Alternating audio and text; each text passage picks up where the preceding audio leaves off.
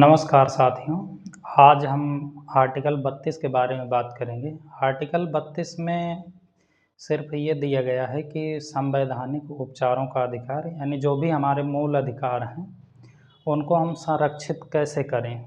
तो उसमें संविधान में ये पावर दी गई है आर्टिकल 32 के तहत कि अगर किसी भी व्यक्ति का मूल अधिकार का हनन होता है तो उसके बारे में वो उसको समझे और उसके बाद में वो उच्चतम न्यायालय में इस बात की पैरवी कर सकता है कि उनका मूल अधिकार का हनन हुआ है और वो मूल अधिकार को अपने लागू कराने के लिए उच्चतम न्यायालय या फिर उच्च न्यायालय जा सकते हैं। तो किस प्रकार के व्यवस्था की गई है वो हम चर्चा करेंगे। तो इसमें है संवैधानिक उपचारों का अधिकार। संवैधानिक उपचारों का अधिकार,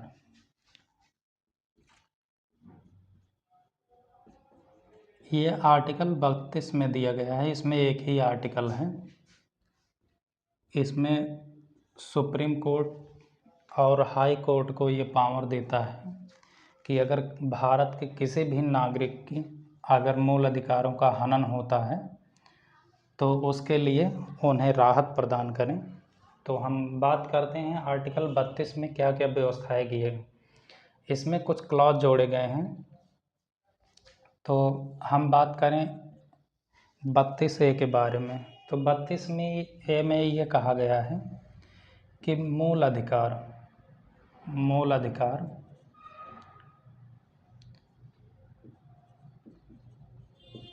न्यायालय द्वारा प्रवर्तनीय है।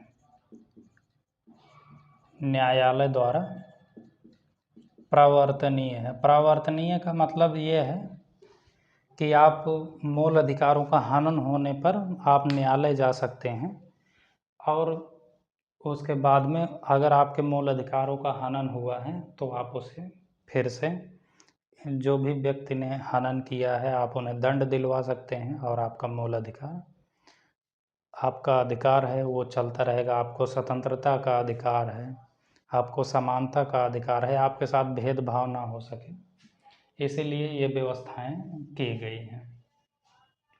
तो आर्टिकल ये सुप्रीम कोर्ट और हाई कोर्ट को पावर देता है आर्टिकल 32 के तहत। हम आपको एक आर्टिकल के बारे में और बता दें। आर्टिकल 32 के तहत सुप्रीम कोर्ट को पावर है और उसके बाद आर्टिकल 226 के तहत हाई कोर्ट को ये पावर है कि आपके मूल अधिकारों का यदि हनन हुआ है तो आर्टिकल 226 के तहत आप हाई कोर्ट जा सकते हैं और उसके बाद आर्टिकल 32 के तहत आप सुप्रीम कोर्ट जा सकते हैं। क्योंकि सुप्रीम कोर्ट तो एक ही है, हर व्यक्ति तो दिल्ली आ नहीं सकता, तो इसीलिए हर एक स्टेट में, कुछ स्टेटों को छोड़ करके हर एक स्टेट में हाई कोर्ट है। तो आप हाई कोर्ट जा सकते हैं और वहाँ से जो भी आपकी फरियादें हैं मूल अधिकार से संबंधित, आप उनके बारे में वहाँ पे फरियाद लेकर के बता सकते हैं और उसे अपना लागू करा सकते हैं। अब हम बात करते हैं आर्टिकल 32 के बी के बारे में। आर्टिकल 32B कहता है कि सुप्रीम कोर्ट को क्या पावर है, यानी सुप्रीम कोर्ट रिट जारी कर सकता है। सुप्रीम कोर्ट रिट जारी कर सकता है। तो हम अभी बात करेंगे रिट के बारे में, क्योंकि महत्वपूर्ण यही रिट है। रिट जारी कर सकता है, आर्टिकल 32B में बताया गया। उसके बाद और सुप्रीम कोर्ट को सी में क्या पावर देता है, ये पावर देता है कि यदि संसद को यह शक्ति है, संसद को यह शक्ति प्रदान किया गया है कानून द्वारा या संविधान द्वारा कि वो हाई कोर्ट, सुप्रीम कोर्ट को तो इसके अलावा है ही, वो किसी और न्यायालय को भी ये शक्ति प्रदान कर सकता है कानून के द्वारा कि ये संवैधानिक उपचारों का जो भी अधिकार है इसके बारे में फरियाद अगर कोई लेके जाए तो उन्हें वह शक्ति दे कि उनके जो भी मूल अधिकारों का हनन हुआ है वो मूल अधिकार को पूर्ण रूप से लागू कराया जा सके। ये अधिकार दिए गए हैं। उसके बाद में एक और भी है 32D में। 32D में ये कहा गया है कि आपके जो भी ये आर्टिकल 32 हैं, जिसको हम संवैधानिक उपचारों का अधिकार कह सकते हैं, आर्टिकल 32 को सस्पेंड किया जा सकता है, सस्पेंड या निलंबन। इसको निलंबित भी किया जा सकता है। और निलंबित कब किया जाएगा? राष्ट्रपति द्वारा निलंबित किया जा सकता है किसी इमरजेंसी के दौरान। आर्टिकल 32 को निलंबित किया जा सकता है, आर्टिकल 32 और 226 दोनों। और उसके बाद में इन्हें राष्ट्रपति द्वारा फिर निलंबित कब किया जाएगा? इमरजेंसी में, यानी अगर आपातकालीन कोई समस्या है, आपातकाल लगा है, तो आर्टिकल 359 का प्रयोग करके भी इसे निलंबित किया जा सकता है। यानी आर्टिकल 32 को, ये थोड़ा सा गलत हो गया है, आर्टिकल 32 को निलंबित किया जा सकता है राष्ट्रपति द्वारा। काल अगर लगा है तो आपातकाल के दौरान आर्टिकल 359 में किया जा सकता है। तो आपातकाल में अगर हम आपको थोड़ा सा बता दें, 352 में दिया गया है एक्सटर्नल इमरजेंसी और 356 में इंटरनल इमरजेंसी है। तो जो भी आंतरिक समस्याएं हैं, 359 उसी में आता है। तो जो आंतरिक अगर कोई समस्या उत्पन्न हो गई है तो ये आर्टिकल 32 को भी हटाया जा सकता है, इसे कुछ टाइम के लिए निलंबन भी किया जा सकता है। तो ये चीज़ें दी गई हैं। अब हम ये ABCD में जो भी दिया गया है और ये बता दिए हैं, तो अब हम आगे बात करते हैं रिट के बारे में, क्योंकि सबसे मोस्ट इम्पॉर्टेंट ये है जो हाई कोर्ट और सुप्रीम कोर्ट को पावर देता है। तो हम एक एक करके बात करेंगे रिट के बारे में कि क्या क्या सुप्रीम कोर्ट को पावर दी गई है और किस आधार पर हमारे अधिकारों की रक्षा करता है। और हम आपको इसमें एक चीज़ और बता दें कि ये संवैधानिक उपचारों के अधिकार को डॉक्टर अंबेडकर ने इसे संविधान की आत्मा कहा है, संविधान की हृदय या आत्मा। तो ये संविधान का हृदय या आत्मा है, आत्मा कहा है डॉक्टर अंबेडकर ने। अब हम रिट के बारे में बात करेंगे। हैबियस कॉर्पस, इसको हिंदी में हैबियस कॉर्पस को कहेंगे बंदी प्रत्यक्षीकरण, बंदी प्रत्यक्षीकरण, इंग्लिश में इसे हैबियस कॉर्पस कहते हैं। तो बंदी प्रत्यक्षीकरण कब हो सकता है? आर्टिकल 32 के तहत बंदी प्रत्यक्षीकरण है, इसका अर्थ है किसी भी व्यक्ति को सशरीर उपस्थित करना। यदि कोई ऐसा व्यक्ति है जो बंदी है, अगर कोई बंदी का मतलब है कोई व्यक्ति को अगर कैद किया गया है, तो उन्हें क्या कर सकता है? न्यायालय ये आदेश दे सकता है हैबियस कॉर्पस के तहत, बंदी प्रत्यक्षीकरण के तहत, कि सशरीर उन्हें ले आइए न्यायालय के सामने। तो इसका मतलब यही है कि सशरीर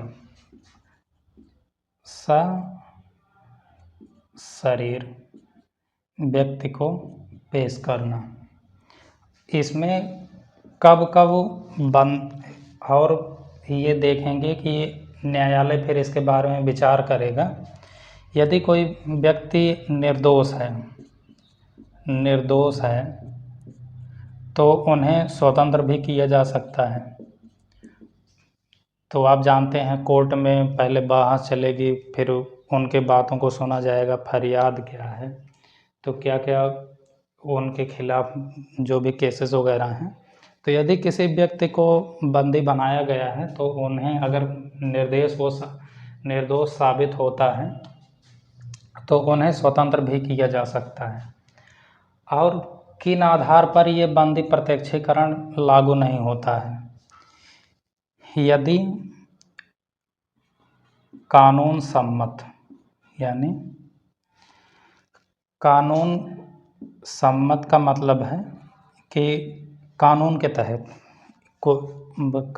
तहत अगर किसी व्यक्ति को गिरफ्तार किया गया है तो उसे क्या करा जाएगा? बंदी प्रत्यक्षीकरण नहीं किया जाएगा। और उसके बाद में दिया गया है कि विधानमंडल या न्यायालय की अवमानना के तहत अगर गिरफ्तार किया गया है, अवमानना के तहत अगर गिरफ्तार किया गया है तो उन पर ये बंदी प्रत्यक्षीकरण नहीं लागू होगा। और उसके बाद में अगर न्यायालय के न्यायिक क्षेत्र द्वारा न्यायालय के न्याय क्षेत्र में अगर गिरफ्तार किया गया है तब भी ये बंदी प्रत्यक्षीकरण लागू नहीं होगा। और उसके बाद में न्याय के क्षेत्र के बाहर भी अगर गिरफ्तार किया गया है, न्यायालय के न्याय क्षेत्र के बाहर भी, यदि मान लीजिए कोई व्यक्ति ऐसा क्राइम किया है कि न्यायालय के न्याय क्षेत्र में नहीं हुआ है तो वो कहीं और किया है, तब भी उसे गिरफ्तार किया जा सकता है। कोई अगर बड़ा अपराध किया गया है तो ये बंदी प्रत्यक्षीकरण नहीं लागू होगा। तब उसके बारे में मजिस्ट्रेट एक टाइम डिसाइड करेगा और उसी के आधार पर फिर बात करेंगे। तो पहला हो गया बंदी प्रत्यक्षीकरण, यानी किसी भी व्यक्ति को सशरीर न्यायालय के सामने लाना। और अगर वह व्यक्ति निर्दोष है तो उसे स्वतंत्र भी किया जा सकता है, लेकिन इन आधारों पर उन पे बंदी प्रत्यक्षीकरण या उन्हें स्वतंत्र नहीं किया जा सकता, छोड़ा नहीं जा सकता। अगर कानून सम्मत नहीं है और विधानमंडल या न्यायालय की अवमानना किया है, या फिर न्यायालय के न्याय क्षेत्र के बाहर कोई ऐसा काम किया है, या न्यायालय के न्याय क्षेत्र के अंतर्गत कोई ऐसा अपराध किया है, तो उसे व्यक्ति को स्वतंत्र नहीं किया जा सकता। अब हम बात करेंगे आर्टिकल 32, ये तो हो गया। अच्छा, बंदी प्रत्यक्षीकरण है। अब हम बात करेंगे परमादेश। रिट में एक ये भी शामिल है, परमादेश। परमादेश को हम इंग्लिश में मैंडेमस कहते हैं, मैंडेमस। तो मैंडेमस में क्या होता है कि परमादेश ये कहाँ पे लागू होता है? परमादेश का मतलब है, इसको कानूनी भाषा में कहते हैं कि हम आदेश देते हैं, यानी माननीय सुप्रीम कोर्ट ये आदेश देता है, हम आदेश देते हैं, सुप्रीम कोर्ट ये आदेश देते हैं कि अगर कोई भी सार्वजनिक कार्य है, सार्वजनिक या लोक सेवा, लोक योजन का अगर कोई कार्य है, सरकारी कर्मचारी अपना कार्य अगर ठीक ढंग से नहीं कर रहे हैं, तो यदि कोई सरकारी कर्मचारी या सरकारी संस्था अगर अपना कार्य ढंग से नहीं कर रहे हैं तो उनके बारे में ये जानने का आदेश है, सुप्रीम कोर्ट परमादेश की रिट जारी कर सकता है और उनसे ये पूछ सकता है कि आप अपने कार्य को ढंग से नहीं कर रहे हैं, उसकी हमें रिपोर्ट सौंपें, हमें आपके खिलाफ़ कंप्लेन आई है किसी भी सरकारी संस्था के बारे में या सरकारी कर्मचारी के बारे में। तो ये परमादेश में मैंडेमस को लागू कर सकती है सुप्रीम कोर्ट। और उसके बाद में अब तीसरा हम बात करेंगे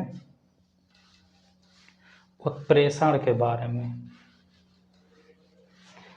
पहले हम बात करते हैं प्रतिषेध के बारे में, प्रोहिबिशन, उसके बाद उत्प्रेषण की बात करते हैं। तो हम बात करते हैं प्रतिषेध। प्रतिषेध, इसको प्रोहिबिशन बोलते हैं, प्रोहिबिशन। तो प्रतिषेध कब लगाया जा सकता है? सुप्रीम कोर्ट प्रतिषेध कब लगाएगी? तो प्रतिषेध लगा सकते हैं यदि अधीनस्थ न्यायालय, अधीनस्थ न्यायालय, अधीनस्थ न्यायालय के बारे में आपको बता दूं, अधीनस्थ न्यायालय उसको कहते हैं जो हमारे ज़िले में होती हैं, जिन्हें आप जिला एवं सत्र न्यायालय के नाम से भी जानते हैं, या फिर हाई कोर्ट। उनके कार्यों को रोकता है और आदेश पत्र जारी करता है कि कोई जो भी उनके न्यायिक क्षेत्र में आता है, अगर हाई कोर्ट या अधीनस्थ न्यायालय, अधीनस्थ न्यायालय के लिए व्यवस्था किया गया है कि वो प्रोहिबिशन यानी प्रतिषेध, वो उस कार्य को रोक सकती है। सुप्रीम कोर्ट उस पर रोक लगा सकती है। कोई ऐसी सुनवाई कर रहा है अधीनस्थ या हाई कोर्ट, जिसे जिला कोर्ट भी कहते हैं, जिला कोर्ट और हाई कोर्ट अगर कोई सुनवाई कर रहा है तो उसके ऊपर वो आदेश दे सकती है, उसे आदेश दे करके रोक सकती है। तो ये चीज़ें हैं। तो प्रतिषेध यानी प्रोहिबिशन लगा सकती है। बात करते हैं उत्प्रेषण की। उत्प्रेषण, उत्प्रेषण यानी इंड्यूसमेंट, इसे इंग्लिश में इंड्यूसमेंट कहते हैं। उत्प्रेषण का मतलब होता है प्रकट करना। प्रकट करना कोई ऐसा मामला जो बहुत टाइम से लंबित चल रहा है, जिस पर कार्यवाहियाँ नहीं हो रही है अधीनस्थ न्यायालय द्वारा, यानी जो निचली अदालत हैं, निचली अदालत हैं, अगर उनके यहाँ कोई मामला लंबित है तो ये उत्प्रेषण यानी इंड्यूसमेंट सुप्रीम कोर्ट जारी कर सकता है और उनसे ये पूछ सकता है, इसके बारे में जानकारी ले सकता है और उसे हस्तांतरण के लिए कह सकता है। हस्तांतरण को इंग्लिश में ट्रांसफ़र कहते हैं। तो ये ट्रांसफ़र के लिए भी बोल सकता है, तो उत्प्रेषण जारी कर सकता है और ये प्रकट निचली अदालत में कर सकता है। तो सुप्रीम कोर्ट को ये भी पावर है। उसके बाद सुप्रीम कोर्ट को एक और पावर है अधिकार परीक्षा, जिसको हम क्यू वारंटो कहते हैं। अधिकार परीक्षा, इसको दो चीज़ों में लिए लिखा जा सकता है, ऐसे भी ऐसे भी। तो अधिकार परीक्षा को इंग्लिश में क्यू वारंटो बोलते हैं, क्यू वारंटो।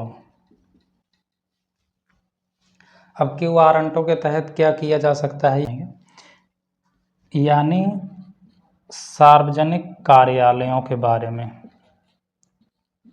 सार्वजनिक कार्यालय यानी मतलब सरकारी संस्था, ये उस पर जांच का आदेश देता है। जांच का आदेश यानी आदेश दे सकता है अधिकार परीक्षा कि क्या ये आपके अधिकार क्षेत्र में आता है। तो सार्वजनिक कार्यालयों के जांच के बारे में भी पूछ सकते हैं और उसके बाद में इसके बारे में रिट जारी हो सकता है। अब कहाँ पे नहीं हो सकता, यानी मंत्री आवास हो, वहाँ पे ये रिट नहीं लागू होती। मंत्री आवास या किसी का निजी आवास है, निजी आवास पर ये रिट लागू नहीं होगा। तो ये चीज़ें हैं अधिकार परीक्षा में। अब हम ओवरऑल अगर सबकी चर्चा करें, एक शब्द में बता दें, तो ये 5 प्रकार के जो भी रिट हैं ये जारी की जा सकती हैं। तो पहला है हायबियस कॉर्पस, जो आर्टिकल 32 के तहत पाँचों लागू होती हैं। मैं एक बार में ही बता देता हूँ थोड़ा रनअप के लिए। आर्टिकल 32 के तहत क्या क्या किया जा सकता है। रिट में परमादेश, यदि कोई व्यक्ति को गिरफ्तार किया गया है तो उस व्यक्ति को सशरीर न्यायालय के सामने पेश करना, और यदि न्यायालय के द्वारा उस व्यक्ति को निर्दोषी पाया जाता है तो उसे स्वतंत्र कर दिया जाना, और न्यायालय या विधानमंडल की अगर अवमानना हुई है या न्यायिक सम्मत है तो उस पर ये रिट लागू नहीं होती है। उसके बाद है परमादेश। परमादेश किसी सरकारी संस्था के ऊपर लागू होता है, यानी कि वो अपना कार्य अच्छे ढंग से ना कर रहे हों तब उनके ऊपर ये लागू होता है। लेकिन परमादेश को हमने बताया नहीं, इसमें छूट गया, मैं आपको बता देता हूँ। परमादेश उन व्यक्ति के ऊपर लागू नहीं होता जैसे राष्ट्रपति हों, राज्यपाल हों, उन व्यक्ति के ऊपर ये लागू नहीं किया जाएगा। सरकारी व्यक्तियों के ऊपर किया जाएगा, सरकारी संस्था के ऊपर किया जाएगा। तीसरा है प्रोहिबिशन, जिसको हम प्रतिषेध बोलते हैं। तो प्रतिषेध किसी कार्य पे रोक लगाना। तो कोई हाई कोर्ट या सुप्रीम कोर्ट कोई ऐसी सुनवाई कर रहा है जो उनके यहाँ मामला चल रहा है तो उस पर रोक लगा सकती है उच्चतम न्यायालय आर्टिकल 32 के तहत, रिट के तहत। उसके बाद है उत्प्रेषण। उत्प्रेषण यानी प्रकट करना। प्रकट करने में इसमें प्रकट का मतलब है कि कोई निचली अदालत में कोई मामला पहले से लंबित है। लंबित का मतलब है कोई ऐसा मामला है जो बहुत दिनों से चल ही रहा है, सालों साल चल रहा है, उसका कोई अभी न्यायिक चीज़ें हुई नहीं या कानून में कुछ खराबी है, तो इसके तहत उसमें न्याय नहीं हो पाया है, तो इसके लिए आदेश दे सकती है इंड्यूसमेंट के तहत। उसके बाद है अधिकार परीक्षा। अधिकार परीक्षा में सुप्रीम कोर्ट ये आदेश जारी करता है जो सार्वजनिक कार्यालय हैं उनके बारे में, उनकी जांच के बारे में ये आदेश दे सकता है और उसकी जांच भी करवा सकता है। किन पर वो आदेश नहीं करवा सकता या जांच नहीं करवा सकते, जैसे मंत्री का आवास है उन पर जांच नहीं करवा सकते, और उसके बाद में निजी आवास, किसी व्यक्तिगत आवास है तो उस पर जांच नहीं करवा सकते हैं। उन पर जांच का मतलब है ये रिट जारी नहीं होता। अगर वो रिट जारी होगा तो उसकी एक अलग प्रक्रिया है जो कानून के तहत, जो IPC CRPC है इसके तहत, तो उन्हें पुलिस को पावर है कि किसी घर को जांच करना, CBI CID जो भी ये आप देखते हैं तो वो करते हैं, तो ये रिट की ज़रूरत नहीं पड़ती। आर्टिकल 32 में यही चीज़ें दी गई हैं कि संवैधानिक उपचारों का अधिकार किस प्रकार किया जाएगा। तो आई होप ये क्लास आपको पसंद आया होगा। आज के क्लास में बस इतना ही। हम नेक्स्ट क्लास में आगे के जो भी अधिकार हैं उनके बारे में चर्चा